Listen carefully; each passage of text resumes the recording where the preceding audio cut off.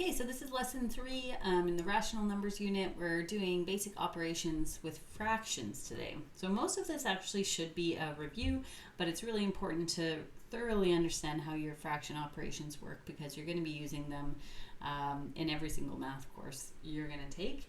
And so, yeah, we'll just go through it. But we're going to be probably using more negative numbers than you have been perhaps in the past. Okay. Adding and subtracting first. Important thing to remember with adding and subtracting is we need a common denominator. You can't add or subtract fractions that have different denominators. So that's what we're going to do first. Also here, all of our same integer rules apply. So when you're subtracting a negative number, you can think of that as adding. So I'm going to go ahead, actually I'm going to write it here and change this question to an addition question because it's going to be the same and it's a little bit easier to do. Okay, so we have to think of a common denominator between 5 and 10. So we can turn this 5 into a 10 by multiplying by 2. Remember what you do to the numerator and you have to do to the denominator. So that's going to make 8 out of 10 plus 3 out of 10. Now that the denominators are the same, we can go ahead and add those fractions. So 8 plus 3 is 11. And we would write 11 out of 10. You can change that to a mixed number, but we can also just leave it as is. All right, next one. We have a mixed number here. We do need to change this into an improper fraction before we continue. So remember, you multiply 1 times 6 and then you add 5. So 1 times 6 is 6 plus 5 is 11. And we have negative 1/4. So we need to create a common denominator here. We'll make them into 12. 4 can be made into 12 by multiplying by 3. And 6 can be made into 12 by multiplying by 2. So we'll have negative 3 over 12 plus 22 over 12. Now that the denominators are the same, we can go ahead and add those fractions. If you think about it in the reverse order, it's actually easier. It'd be 22 minus 3 instead of negative 3 plus 22. So 22 minus 3 is 19, and it's out of 12. You can change that back to a mixed number, or you can just leave it as an improper fraction. Okay, last one. You might want to pause here and just try this one yourself. We're going to change both of those into improper fractions first. This one will be 5 over 3, and this will be negative 5 over 2. Okay, now that we've changed those to improper fractions, we need to make a common denominator. We'll turn them both into 6.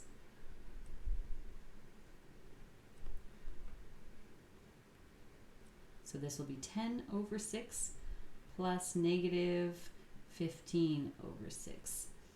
Now that the denominators are the same, we can go ahead and add those fractions. 10 plus negative 15 is the same as 10 minus 15. It's going to be negative 5. The negative number is larger, so the answer will be, the result will be negative.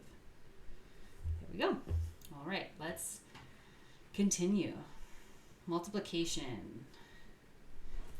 Okay, important with multiplication, it is an easier operation because we don't need a common denominator, but what I want you to remember is to reduce before multiplying if you can. It doesn't really apply in the first example, but it will apply in the second.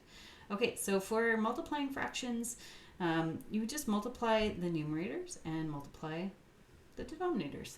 So 5 times 2 is 10, 7 times 3 is 21, and we just remember the rule for when you're multiplying with negative numbers. So one of those is negative, so the result will be negative. If they're both negative, the negative signs cancel out and we get a positive result. Okay, this one, before we do it, we're going to have to change this into an improper fraction. So 2 times 5 plus 3 is 13 out of 5. And we have negative 5 over 1. Now here's where I want you to reduce before you multiply. Anything that is in the numerator can reduce with anything that is in the denominator. So here I have a 5 in the numerator and a 5 in the denominator. We can divide those both by 5 to make 1. Okay, so now this becomes 13 times 1 And the negative signs cancel out. So we get 13, and then in the denominator, 1 times 1, which is 1. So this answer is 13. Much easier to reduce before you multiply. All right.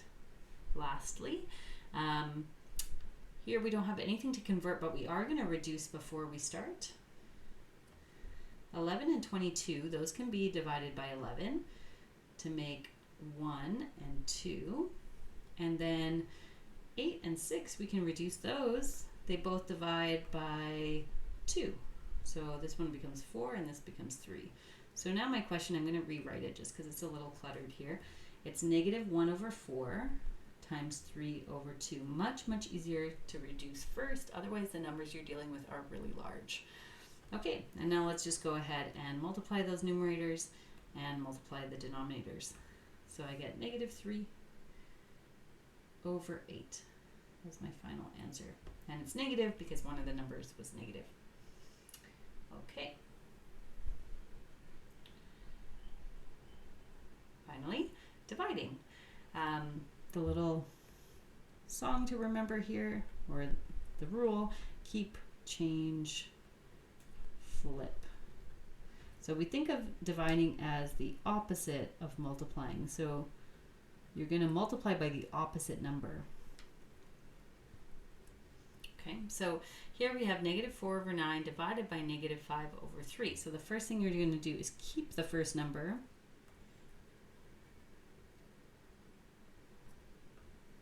Negative 4 over 9. Change the sign to multiplication. Or you can change it to, yeah. And then flip the second fraction. So you write the reciprocal. So instead of negative 3 over 5, it's going to be negative 5 over 3. Okay, now you just solve it like normal. So let's check if anything can be reduced. Nope. So now we just simply multiply the numerators and we multiply the denominators. And since both fractions are negative, our result will be positive. So 4 times 5 is 20, and 9 times 3 is 27. And that's my final answer.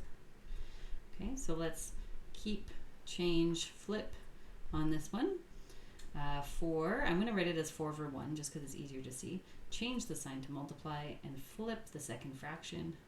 We can reduce here before we multiply. 4 and 6 can both be divided by 2. And now we're going to go ahead and multiply the numerators and multiply the denominators. So my final answer will be negative 14 over 3. If you reduce first, you'll never have to reduce at the end. Okay, this one, before we do the keep, change, flip, we're going to have to change these into improper fractions. This one is 17 over 8.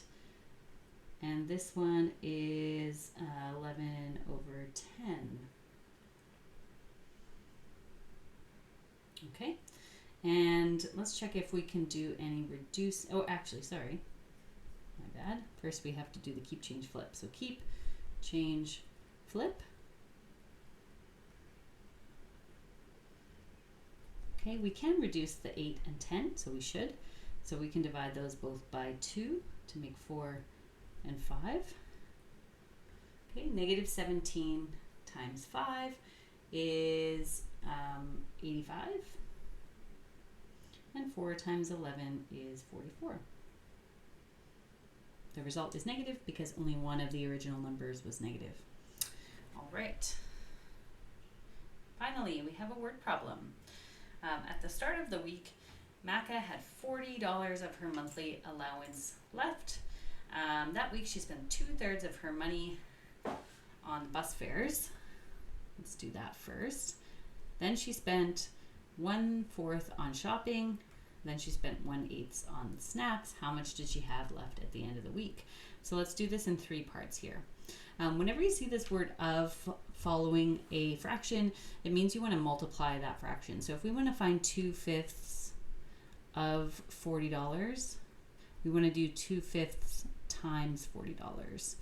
And we want to reduce first, so we can divide the 5 and the 40 both by 5.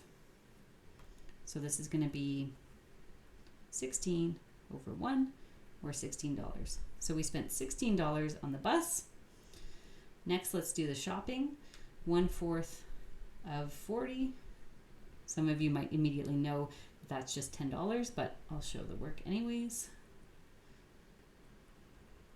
So we're going to reduce. The 4 can be divided by 4, and the 40 can be divided by 4. So we get 10 over 1, which is $10. So $10 on shopping. And then finally, we do the snacks. 1/8 of $40 on snacks. We can divide this by 8 and this by 8. And we get 5 over 1, which is 5. So $5 on snacks. So to see how much left over is, we take our $40, we take off the 16 for the bus, we take off the $10 for shopping, and we take the $5 for the snacks. Just going to highlight here so you can see. And what we'd be left with is $9 at the end of the week. All right, that is the end of the lesson.